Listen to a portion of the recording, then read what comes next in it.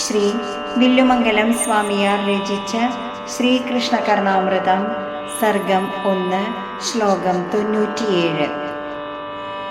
ശുശ്രൂഷസേ യദീവച ശൃണു മാമകീനം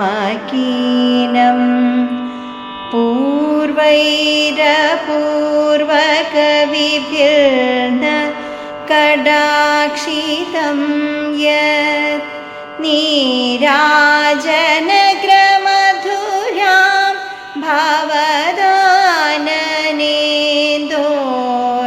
നിർവ്യാജമർഹതി ചിരായ ശശിപ്രദീപഃ.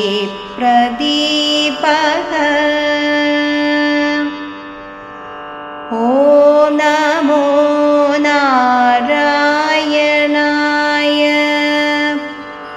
ഓം നമോ നാരായണായ.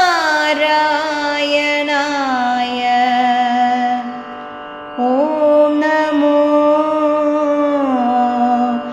നാരായണായ.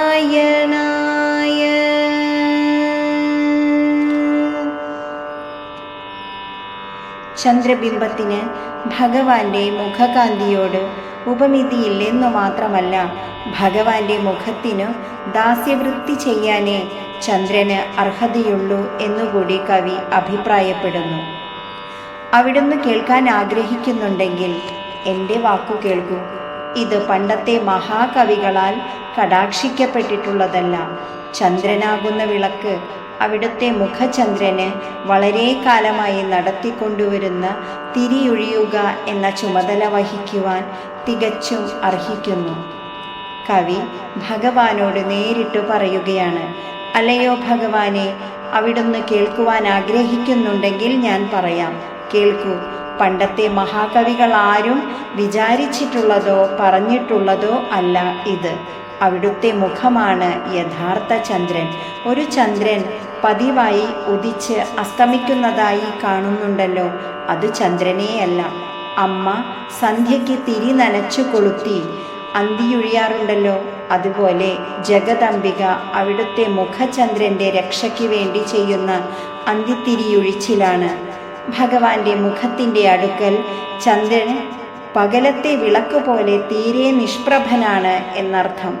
ചന്ദ്രൻ്റെ ഉദയാസ്തമയങ്ങൾക്കും അന്തിയൊഴിച്ചിലിനും വൃത്താകാരത്തിൽ ഉയർത്തി താഴ്ത്തുന്ന സ്വഭാവമുണ്ടല്ലോ.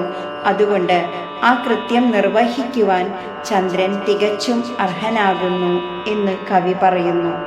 ഹരേ